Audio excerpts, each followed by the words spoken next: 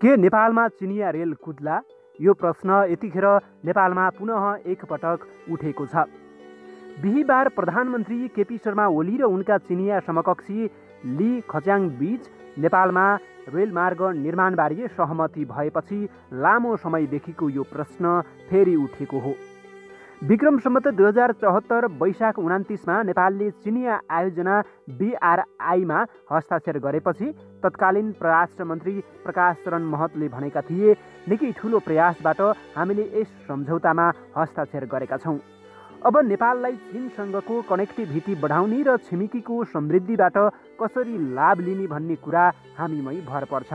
उनले भने जस्तै भारतले समेत हस्ताक्षर गर्न नमानेको यस आयोजनामा नेपालले सहमति जनाउन थोरै मेहनतले पक्कै सम्भव थिएन होला।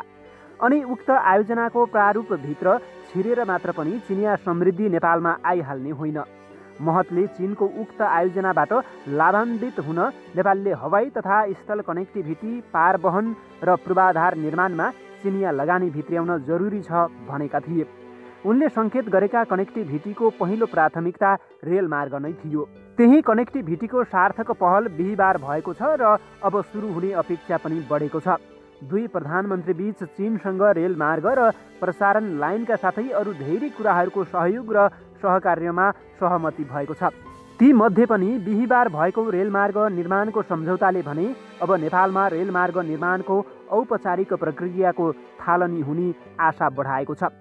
बेजिङमा भएको यस समझदारीले नेपालमा रेलमार्गको विस्तृत परियोजना प्रतिवेदन तयार पार्ने कार्यका लागि बाटो खोलिदिएको छ। यसका लागि आवश्यक पर्ने खर्चको पनि अनुमानित तथ्याङ्क आपसमा तय भएको छ। उक्त DPR तयार भएपछि निर्माणको प्रक्रिया नै सुरु हुनेछ। नेपालमा आउने रेल कार्गो रेल रहने योजना चीनले अघि सारेको छ। कार्गो रेलमा सामान र यात्रु दुवै राख्न मिल्छ। यस्तो रेलले नेपाललाई छुँदा मात्र हामीले भन्ने गरेको समृद्धि विपनामै प्राप्त हुनेछ। किनभने हामी उत्तरी छिमेकीको समृद्धिलाई अहिले ठुलो हिमालले छेकेको छ। उत्तरी छिमेकीको सम्पन्नताबाट हामी लाभान्वित हुन सबैभन्दा पहिलो शर्त र आधार भनेकै यातायात हो। समुद्रसम्मै पहुँच नभएका हामीहरूको लागि अहिले हिमाल वारिपारी गर्न सहज, सरल र सस्तो बाटो चाहिएको छ। त्यो बाटो सकेसम्म रेलकै बन्यो भने लाभदायक हुनेछ। रेल नेपाल भित्रिँदा चिनिया समृद्धि भने पक्कै भित्रिन्छ। हामी तलदेखि सेलसम्म नै दक्षिणतर्फ निर्भर छौँ। हामी बाध्यतावश आश्रित हुनु परेको फाइदा उनीहरूले उठाउने गरेको एउटा उदाहरण नाकाबन्दी हो। त्यसैले वास्तवमै चीनबाट यहाँ रेल भित्रियो भने उत्तरको समृद्धि कुनै न कुनै रूपमा नेपाल भित्रिन्छ र यसले दक्षिणतर्फको परनिर्भरताको हद घटाउन सघाउँछ। विश्वको करिब 64% जनसङ्ख्या समेटेको 21औं शताब्दीको सबैभन्दा महत्त्वकाङ्क्षी मानिएको BRI योजनाका कारण विश्वमा चीनको चासो र चर्चा बढी छ।